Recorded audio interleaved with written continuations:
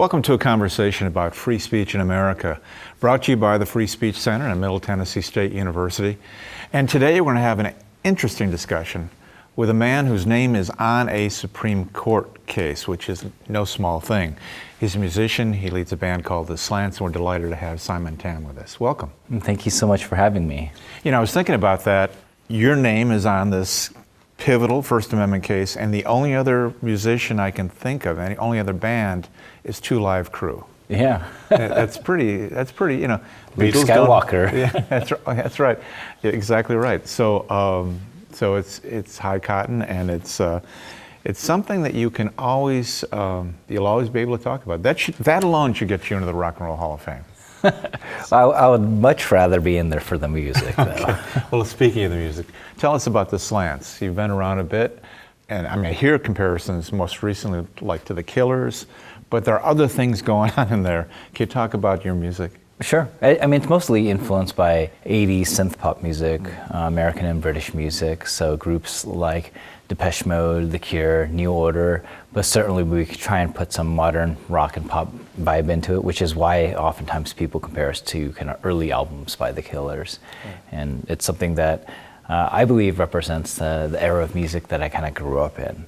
So I was born in '81, so I just remember watching Depeche Mode perform on MTV for the very first time and bringing in their singles, like cassette singles, into first and second grade for show and tell, which was amazing because like we had songs like Master and Servant playing for a bunch of second graders, which I didn't know that what it was actually about at the time. I just thought it sounded cool. So the origins of the band, it's interesting to me because very much tied into the litigation is the question of the identity of the band, its Asian American makeup. At the heart of this whole controversy is the name itself, the Slants. And it's my understanding from reading the pleadings, rather than the PR material, that the name had multiple meanings for the band. Sure. I mean, slant in of itself has a lot of different meanings. I mean, people use it all the time. They talk about a political slant or whether the media has a slant or something like that. And when I started, I thought it would be kind of a fun way to kind of reappropriate or tackle this stereotype that Asians have slanted eyes. And that's where the slant was kind of derived from. And I thought, well, not only could we try and inject the idea of having slanted eyes with pride instead of shame, but we could also talk about our perspective, our slant on life, of what it's like to be Asian American while trying to navigate the music industry, which, for most of my life has not been friendly to people who look like me. Right. Well, we all are familiar with the controversy over the N-word. I'm not sure I have heard anyone ever refer to slant as the S-word. Do you think it's a widespread racial epithet? As a Norwegian, I would not have that directed at me. Yeah. But do people immediately think of that as a racial epithet? I don't think so, because unlike the N-word, it actually has those additional meanings. Right. It could be interpreted in a lot of different ways, and it was actually in our lexicon for hundreds, if not thousands of years prior to 1930s when it started being used as a racial epithet. But that really, when people used it, they would say slant eye as a derogatory kind of reference to people who had slanted eyes, but very seldomly did people actually use the word slants or slant to refer to an individual. It was usually slant eye. It's interesting hearing your musical origins and the age you were when you came across this, because the Slants sounds so much to me like a new wave band. Yeah, I mean, that was one of the reasons why I chose it. I was like, I could see Debbie Harry playing in a band called the Slants. Yeah. And of course, there's this iconic English all-girl punk band called the Slits. Right. And so kind of similar to that. There's all the Flirts, the Cars. I mean, it just was, apparently we were short on syllables in the late 70s, and that's all you could get. But anyway, for those who are not familiar with trademark law, why would a band want to put a trademark on its name? So having a trademark, or at least a federally registered trademark, is useful in a lot of ways.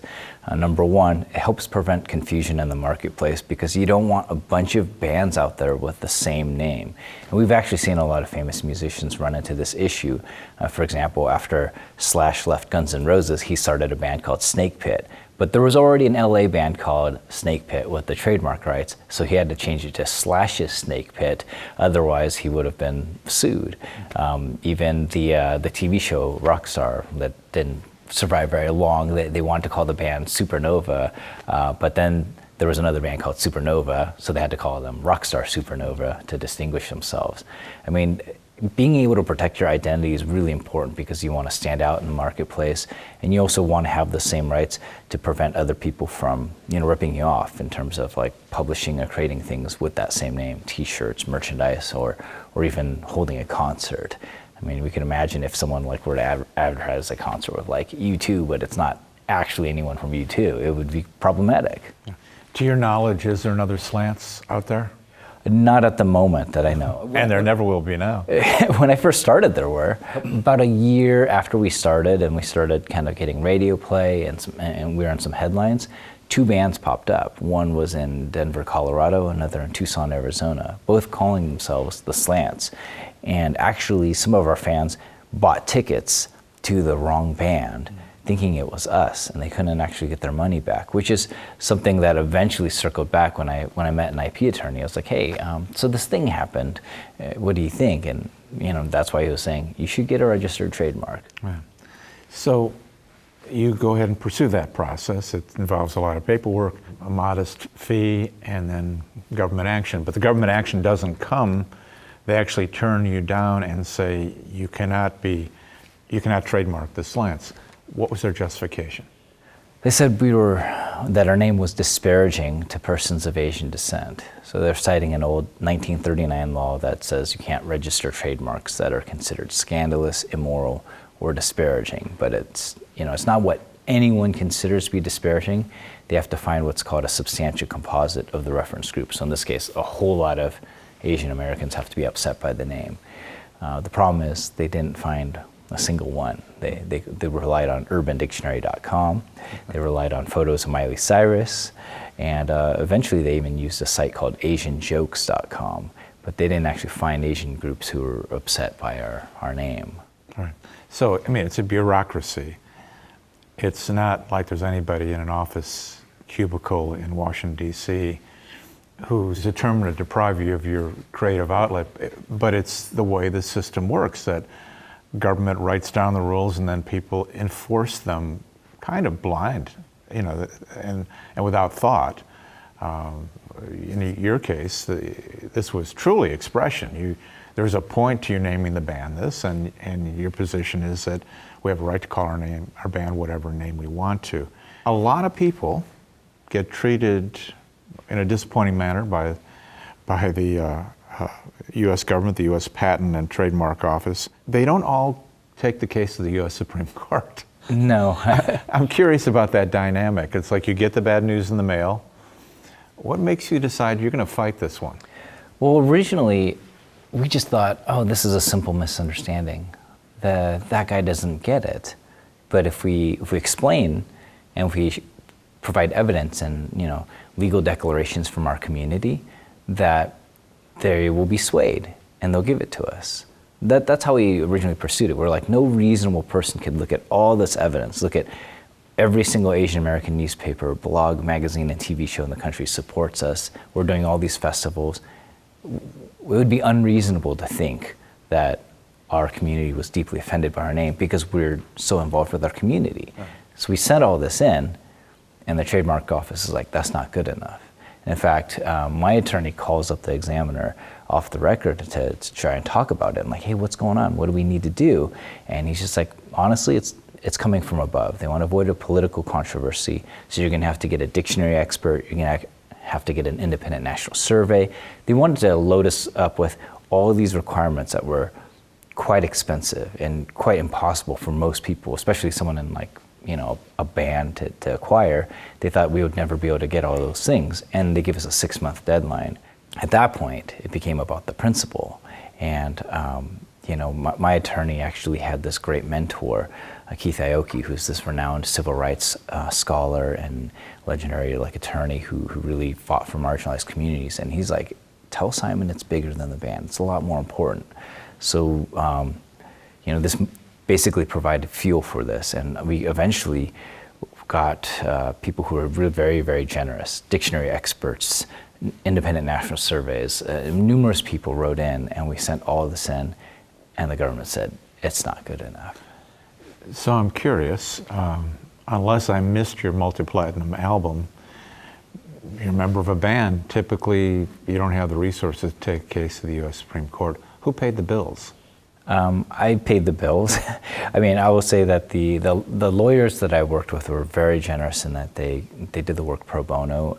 After about 18 months in, it became pro bono. I was responsible for court fees. I didn't know what that meant. I thought a few $100 here and there, but when I got like an $11,000 bill for pellet printing, I realized there's some serious cost to this thing. So I basically took on multiple jobs. I financed it with credit cards, and I did everything I could to try and keep the band afloat while still fighting this law case without losing my house. That's remarkable. That's heroic, in fact. There's so many righteous plaintiffs who never get heard because they can't afford to be heard. So you're not going to quit with a second no, you're going to take it to a federal appellate court. And you do, and you win. Well, we lose the first time. We lose on when there was 3 judges, but 5 days after we lost. The appellate level. Yeah, they said, they issued what's called a sua sponte order to vacate. They're like, pretend that never happened, come back in, we're gonna hear this thing en banc. So all 12 judges. And yeah, so it was like, truly a roller coaster of emotions and feelings and everything. I'm impressed by your deep understanding of the process and all the legalese involved. So whatever you paid for this litigation, you got a law school education out of this. Without the degree. Without being able to practice. So what did the federal appellate court say about your appeal of the appeal? Well, so we originally had a lot of different arguments in there, as is pretty common practice in law. Right. They basically struck all of them down except for one. This little obscure argument that we made saying that the law we were challenging was in violation of the First Amendment, that it abridged my First Amendment rights and that it chilled speech. And 9 out of 12 federal judges agreed that the law was unconstitutional. Right. And if you take a moment to reflect on what you're arguing, it makes perfect sense. Because what we know under the First Amendment is the government cannot control the messages we share. There was a real meaning to your band name. It was not 4 digits pulled from a laptop at random. It was the name of your band. It had very clear meaning. And so what they're really saying is they're not banning the trademark so much as they're trying to ban the words, the ideas, the message. And that opinion was clear. And then the federal government, the U.S. Patent and Trademark Office, decide they're going to the U.S. Supreme Court with it. And those would have been serious court costs from that point on. I gather you don't have a voice in that unless you give up. You wanted to go to the U.S. Supreme Court anyway. What were your emotions about that when you hear that it been accepted by the U.S. Supreme Court to decide the rightness or wrongness of what you're arguing? I would say it's a mix of emotions. I mean, part of me was excited. I mean, it was a really big deal, big opportunity. Part of me was frustrated. I was like, this is another however many years of my life is going to be spent towards. Because you thought you just won. Yeah, I thought it was over. Although I was told when we were at the federal circuit from both the ACLU as well as my attorneys, they're like, whether we win or lose, this is probably going to go to the Supreme Court because the government doesn't take the cancellation of its laws lightly. And they're like, and if you lose, we're definitely going to appeal for you. So, we weren't sure if the Supreme Court would take it, but they did. And so it was just a mix of all kinds of things. But I was just thinking, like, hopefully, finally we can put this thing to rest and that no one else would have to go through the same process. And then comes the big day in front of the U.S. Supreme Court, and then a decision, I think probably 3 months later. 6 months. 6 months. Yeah, almost to the day. You're counting every day. And the result? Yeah, we won unanimously. Unanimously, yeah. That never happens in the U.S. Supreme Court. Not as often as we'd like, and certainly not with constitutional issues like the First Amendment. That tends to be a little bit more controversial. But it was exhilarating to know, because like when I was in that courtroom, I didn't feel like it was going to be unanimous. There was no part of me thought that would happen. I thought maybe 6-2 if we're on the most fortunate side, and maybe a 4-4 split if not. But it was great to see that every single justice, no matter their kind of leanings to whether they're more progressive or conservative, they all saw this fundamental issue of having freedom of speech is critical to the U.S. Going in, were your lawyers optimistic? Oh yeah, they were definitely optimistic, because we already won 9 out of 12 at the federal circuit, so it was like our odds are pretty good. There were only 8 justices at the time because Gorsuch had been appointed, but he wasn't up on the bench yet. So we thought, like mathematically, we just have to get 4-4. If we can get half, and theoretically, there's judges or justices that would be leaning towards us anyway. Like the odds were pretty good. But they didn't take it lightly. We did a lot of moot courts, a lot of conference calls and prep, and we also got a lot of help from other folks as well, like Eugene Volokh and Stuart Banner out of the UCLA, their own First Amendment kind of law clinic. Their law students actually were tremendous help to us. That's great. So, what is the result of what you accomplished at the U.S. Supreme Court? What does this do for other bands, other creative people? What's the upshot? Well, now I would say my case had a sister case, which was just decided on this year, N. Ray Brunetti, for a clothing company. That was FUCT. And that case struck down the other 2 provisions of the law, the scandalous and immoral provisions. So with 2A essentially being gone, now artists, nonprofits, small business owners, they won't be judged by their viewpoints, by the content of their trademarks, so to speak. Now the government can just say, is this a legitimate business practice? Does it have secondary meaning? Does it have all the requirements that everyone else is judged by? And if so, they can get that registered trademark and they can get protection for their name. I mean, there have been all kinds of band names over the years, offensive not, that have been registered, and several, I would say especially in the last few years, that have been rejected because the government's like, it's a little too scandalous, it's a little too disparaging, or whatever it might be. What we found is like, there's just a lot of inconsistencies because it's up to the whims of the examining attorney at the time. If they're like, I can see this, I can interpret this as offensive towards me or someone I know, they might deny it. But if they're just like, I've never heard of this, I don't know what twerking is, this is approved, So it makes for very, very inconsistent law, which is very, very bad law. Right. It does bring to mind what states do, which is to limit what you can put on your license plate. Sure. There's the same principle there, although I think they'll probably argue that it's a public safety issue, that if you enrage somebody with your license plate, there's likely to be road rage or whatever, but it's the same core principle. Yeah, although in the license plate issue, which was decided on Walker v. Texas at the Supreme Court, they decided that the license plate is government speech because it's actually the government's like saying like this is a safe, insured driver, whereas nobody thinks like some company who creates a brand or a name thinks like that is the government's thing. No one thinks like when you drink a Coca-Cola, like this is a government endorsed product. You think, oh, someone created this concoction, they created a name, there it is, it's private speech.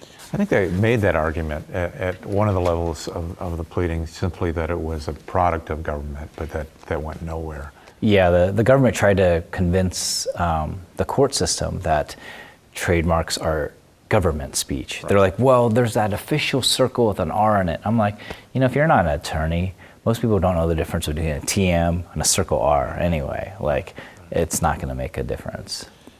I think I mentioned as we walked in that after I heard about the case, I began checking out your music and enjoyed it very much. I have to believe you have developed a lot of, first of all, fans with law degrees, but just the general buzz about the band.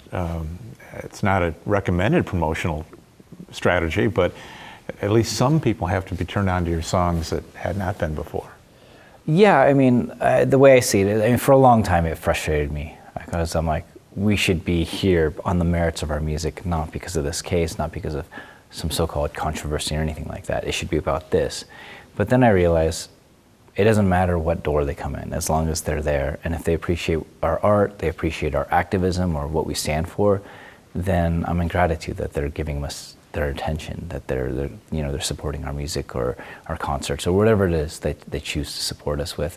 I'm glad that they're there, and hopefully through that long-term relationship with the fan, that they can learn more about either side, our art or our activism. Well, let's talk a bit about that activism. What causes are you knee deep in? Well, we just started a nonprofit organization called the Slants Foundation, and so we're actually raising money right now to provide scholarships and mentoring for artists of color who want to incorporate activism into their own work. So if it's a band or if it's a film producer, we're like, let's get you tied up with a community organization so that you can actually have some support and some guidance over these principles and help you create a product that is great for this community. So that's the thing I'm really, really passionate about. Outside of that, I'm also involved with a number of boards that have to do with like immigrant rights, that have to do with protesters' rights, and also environmental justice. Those are all kind of like the things I care about the most. That's great. It begs the question, have you registered the Slants Foundation yet? It's we're working on that.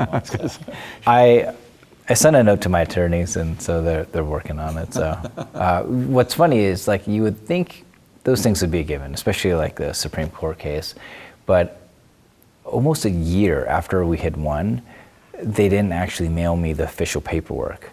And whenever I asked my attorney, I was like, hey, where's that certificate? I fought for 8 years for this thing. I want to like frame it. I want to hang it up.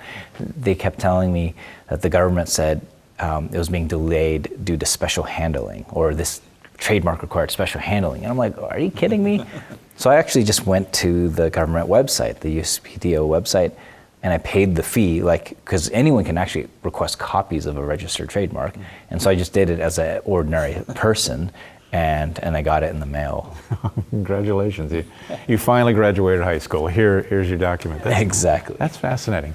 Well, thank you for fighting the good fight for all of us. It's really an inspiring story. And you look at the history of the U.S. Supreme Court, often it's the Jehovah's Witness who was arrested for preaching or trying to share their faith. It's Mary Beth Tinker, a little girl who wears a black armband to grade school in the 60s.